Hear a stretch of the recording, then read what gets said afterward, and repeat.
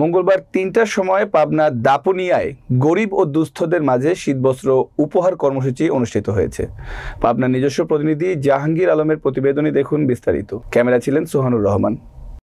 অনুষ্ঠানের প্রধান অতিথি হিসেবে উপস্থিত ছিলেন প্রিন্সিপাল ইকবাল হোসেন, নায়েবে আমির, বাংলাদেশ জামায়াতে ইসলামী পাবনা জেলা শাখা ও পাবনা ৫ আসনের এমপি প্রার্থী।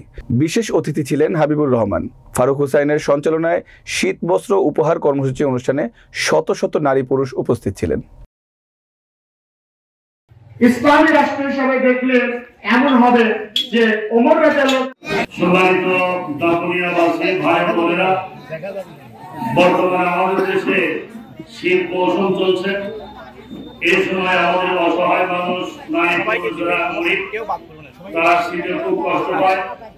এই বিষয়টা বিবেচনা করি পাবনা সদর উপজেলার ১৬৩টা ভোট কেন্দ্রে আমরা গরিব দুস্থদের মাঝে কম্বল বিতরণ করছি।